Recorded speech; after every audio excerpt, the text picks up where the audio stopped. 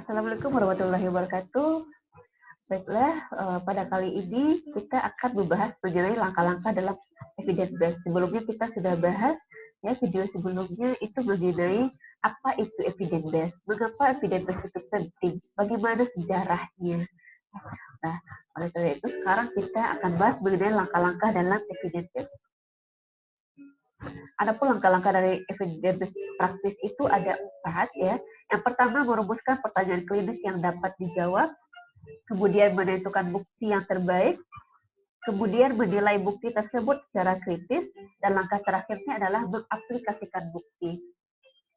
Pada saat ini kita cukup membahas mengenai langkah yang pertama, yaitu merumuskan sebuah pertanyaan klinis yang dapat dijawab. Atau disebut juga dengan memformulasikan pertanyaan, membuat pertanyaan. Jadi pertanyaan itu dibuat seputar apa? Apakah seputar intervensi, etiologi atau faktor resiko, diagnosis, prognosis, frekuensi, atau fenomena. Ini tergantung dari kita semua, ya. Mana yang mau masalah kita angkat. Berarti kita lihat di lingkungan tempat tinggal kita. Contohnya kasusnya tentang anemia. Nah, untuk anemia itu yang mau diangkat itu masalah tentang apa? Saya mau tahu ya apa ya penyebab dari anemia itu, apa ya faktor-faktor risiko, siapa ya yang berpotensi untuk terkena anemia. Nah, berarti pertanyaannya seputar apa? Pertanyaan seputar dari etiologi atau faktor risiko. Atau mungkin ya ibu yang lain, saya mau tahu ya apa ya asuhan yang tepat untuk anemia selain dari tablet FE, ada nggak yang lain untuk mencegah terjadinya anemia seperti itu. Berarti pertanyaan seputar apa? Seputar intervensi. Kemudian ada juga yang bertanya, dalam menegakkan diagnosa anemia itu kan kita pakai misalnya mengukur kadar HB. Kadar HB itu pakai alatnya HB Sahli. Ada nggak selain dari HB Sahli itu untuk menentukan keakuratan dari HB? Selain dari digital ada nggak yang lain? Berarti itu kita rumusan pertanyaannya seputar dari diagnosis. Kemudian mungkin ada juga yang bertanya, pada ibu yang dengan anemia, apa ya nanti risiko yang terjadi, komplikasi yang terjadi pada bayinya, pada saat bayi sudah lahir, apa yang terjadi pada bayinya, pada saat bayinya sudah 1 bulan, apa yang terjadi pada bayinya, atau mungkin pada saat bersalin, apa yang terjadi pada ibunya. Nah, berarti itu pertanyaan seputar apa? Seputar prognosis. Kemudian seputar frekuensi juga, berapa ya kejadian anemia, gitu. Berapa ya kejadian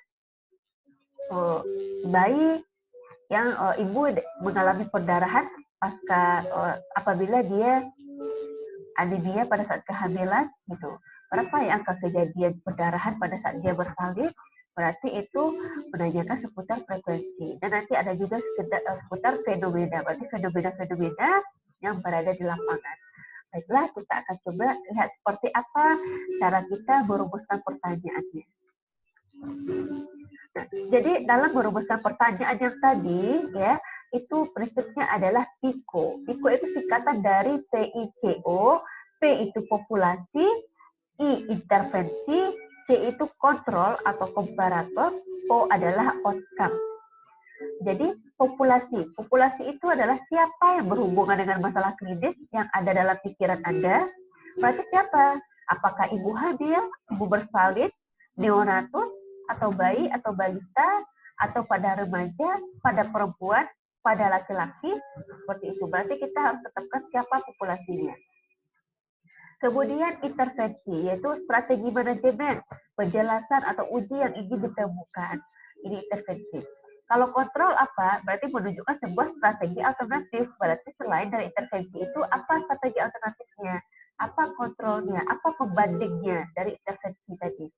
Kemudian outcome. Outcome itu berarti yang menjadi perhatian. Keluarannya apa? Seperti itu. Supaya lebih paham, kita akan masuk kepada contoh-contoh ya dari masing-masing rumusan pertanyaan seputar intervensi, etiologi, diagnosis, prognosis, frekuensi, dan fenomena. Intervensi, contoh kasus, Jin, seorang wanita usia 55 tahun, sering melakukan perjalanan jauh dengan pesawat. Kakinya cenderung membengkak selama penerbangan dan khawatir dengan risiko mengalami deep vein thrombosis. Ya. dia bertanya kepada Anda, apakah harus menggunakan stocking elastis dalam perjalanan selanjutnya untuk mengurangi risiko tersebut? Nah, ini seorang pasien mengunjungi Anda, misalnya Anda adalah seorang dokternya, dia kunjungi, dia sudah lihat jurnal, atau mungkin dia mendapatkan informasi dari segelintir orang, ya. Kalau vein trombosis itu bisa diatasi dengan menggunakan stocking elastis. Vein trombosis itu berarti seperti varises, gitu ya. Berarti bisa nggak dicegah ini dengan menggunakan stocking elastis? Kebetulan ini si Jess ini dia suka sekali berkendaraan berpergian jauh dengan menggunakan pesawat. Misalnya sarapannya di Eropa, ya, kemudian makan malamnya di mana di Asia seperti itu. Jadi karena sibuknya dia, sehingga sering sekali naik pesawat dengan perjalanan yang lama, ya, berjam-jam, sehingga bisa menyebabkan terjadinya vein trombosis. Nah, jadi dari kasus ini kita tentukan, ya, P-nya apa, I-nya apa, C-nya apa, O-nya apa. Berarti dari sini siapa populasinya? Ya, coba kita lihat. Berarti populasinya adalah penumpang penerbangan jarak jauh. Ya, jadi P-nya itu bukan si Jess, ya. Jess itu nama orang, dan juga bukan seorang wanita, karena yang bisa berisiko ini untuk mengenai divisi ini adalah semua ini, ya, baik itu laki-laki atau perempuan, anak kecil, orang dewasa, orang tua, ya. Yang jelas orang, ya, siapa saja yang melakukan penerbangan jarak jauh.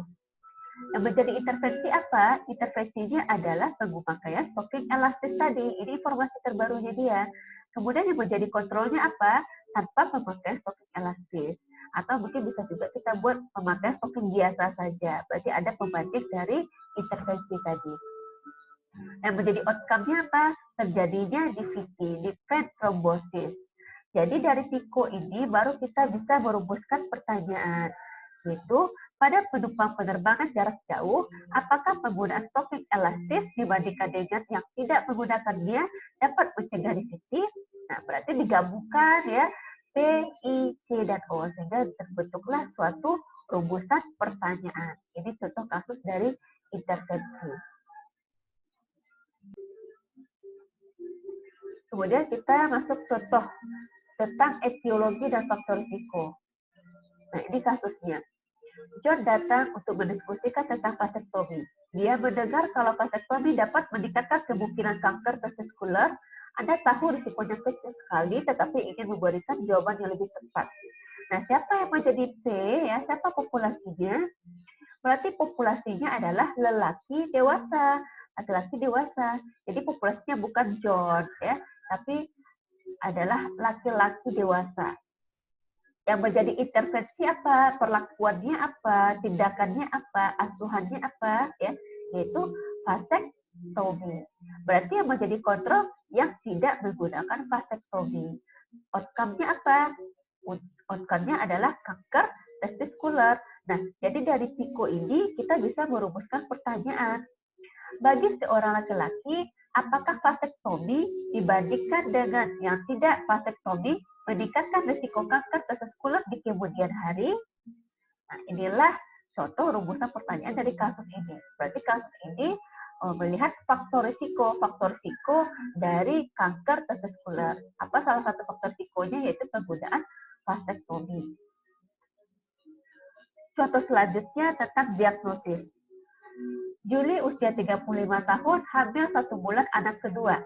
Saat hamil anak pertama, Juli menjalani amniocentesis untuk mengetahui apakah bayinya menderita sindrom Down. Hasilnya negatif, namun hasilnya baru keluar pada saat usia kehamilan 18 minggu. Sekarang ia bertanya, apakah ia bisa menjalani tes dengan hasil yang lebih cepat? Rumah sakit menawarkan serum leukemia ditambah dengan ultrasonasi ultrasound screening untuk screening sindrom Down. Anda bertanya-tanya, apakah kombinasi tes ini dapat diandalkan seperti amniocentesis konvensional? Nah, ini pertanyaan seputar diagnosis. Nah, jadi Juli ini sekarang lagi hamil, ya, hamil kedua. Untuk hamil anak pertama, dia melakukan pemeriksaan sindrom dengan menggunakan amniocentesis. Nah, Namun hasil yang didapatkan lama sekali ya, tidak cepat. Jadi untuk anaknya sekarang dia bertanya, ada nggak pemeriksaan yang lain untuk menentukan sindrom Down itu selain dari amniocentesis? Maksudnya yang lebih cepat keluar hasil pemeriksaan. Ternyata ada ya, yaitu Nuchal transfusi ultrasound screening. Jadi seperti apa populasinya, pikonya? Maaf, berarti populasinya adalah wanita hamil pada trimester 1. Kemudian intervensinya adalah serum biokimia ditambah dengan Nuchal transfusi ultrasound screening. Dan kontrolnya adalah amniocentesis. Kenapa intervensinya ini? Karena ini adalah yang terbaru. Nah, sebelumnya adalah amniocentesis yang mau dilihat mana yang lebih efektif ini atau yang ini. Kemudian outcome-nya apa? Dalam mendiagnosis sindrom Down ya. Jadi pertanyaannya, untuk wanita hamil, apakah serum biokimia ditambah dengan Nuchal transfusi ultrasound screening pada trimester pertama seakurat ya pemeriksaan amniocentesis dalam mendiagnosis Down syndrome atau mungkin lebih cepat dibandingkan dengan amniocentesis dalam mendiagnosis sindrom Down itu. Nah, ini pertanyaan seputar diagnosis karena dia bertanya tentang alat ya dalam mendiagnosis sindrom Down. Kemudian contoh dari prognosis. Kejang pada anak sudah biasa. Anda perlu menjelaskan risiko lanjutan setelah kejang pertama dari sebab yang tidak diketahui. Berarti prognosis melihat ini dampaknya ya. Jadi di sini cuma ada dua, hanya populasi dan outcome-nya saja. P-nya adalah anak-anak yang mengalami kejang sebelumnya dengan sebab yang tidak jelas. O-nya adalah kejang lanjutan. Kenapa tidak ada I dan I dan C? Karena di sini tidak ada perlakuan, tidak ada intervensi, tidak ada asuhan, tidak ada alat atau untuk mendiagnosis. Kalau tidak ada intervensi berarti tidak ada kontrolnya atau pembandingnya. Maka cukup dua saja, yaitu P dan O. Dari ini didapatkan ya pertanyaan pada anak-anak yang mengalami kejang sebelumnya dengan sebab yang tidak diketahui, apa risiko jangka panjang dari kejang lanjutan? Nah, berarti dia menanyai tentang kejang lanjutannya seperti apa, prognosisnya bagaimana. Jadi tidak perlu mencantumkan I dan C. Kemudian contoh dari frekuensi atau rate. Bebel bayi prematur berumur 6 minggu, ia lahir prematur pada minggu ke-35. Orang tuanya menanyakan tentang kemungkinan dia terkena masalah pendengaran karena bayi temannya yang prematur mengalami tuli karena terlambat dideteksi. Dan di sini cukup P dan O juga, tidak ada intervensi dan kontrol ya karena tidak ada asuhan di sini ya, tidak ada perlakuan di sini, tidak ada mendiagnosis di sini. Jadi P-nya siapa? Bayi dengan lahir prematur. O-nya adalah tuli sensorik. Jadi pertanyaannya apa? Berapa prevalensi tuli sensorik pada bayi lahir prematur? Berarti ini ya seputar pertanyaan mengenai frekuensi atau rate. Yang terakhir itu fenomena ya. Contohnya, Mary, seorang ibu khawatir di mana anaknya usia 3 tahun sedang mengalami demam. Setelah pemeriksaan, Anda menyimpulkan kemungkinan ia terinfeksi suatu virus. Mary bertanya, bagaimana jika anaknya demam lagi di malam hari? Nah, ini kan pertanyaannya. Anda meyakinkan Mary tentang kekhawatirannya. Di sini juga P dan O saja, yaitu P-nya ibu dari anak yang demam, O-nya kekhawatiran pokok. Jadi rumusan pertanyaannya, pada ibu dengan anak yang demam, apakah kekhawatiran pokoknya? Nah, ini hanya berupa pertanyaan seputar fenomena, ya, bukan seputar prognosis, ya, karena ini berupa kekhawatiran ibu saja. Oke, ya, jadi itu tadi langkah, ya, langkah dari evidence base. Langkah yang pertama dalam merumuskan pertanyaan klinis yang dapat dijawab. Di mana dalam merumuskan pertanyaan klinis itu, kita bisa merumuskan pertanyaannya apakah seputar intervensi, etiologi, diagnosis, prognosis, frekuensi, ataupun fenomena. Dan ini dirumuskan dalam prinsip PICO. Populasinya siapa, intervensi apa, kontrol apa, dan outcome-nya apa. Oke, ya, semoga ilmu yang dibagi hari ini bermanfaat. Silahkan nanti ibu-ibu ya temukan apa contoh permasalahan yang ada di lingkungan sekitarnya, apakah seputar intervensi atau prognosis atau faktor risiko, dan coba dalam membuatkan dalam bentuk PICO, apa populasinya, apa intervensi, apa kontrolnya, dan apa outcome-nya. Setelah itu dibuatkan dari PICO itu seperti apa rumusan pertanyaan yang terbentuk. Demikianlah ya pembahasan kali ini. Kita akan lanjut mengenai masuk ke langkah yang kedua, yaitu menemukan bukti yang terbaik pada video berikutnya. Assalamualaikum warahmatullahi wabarakatuh.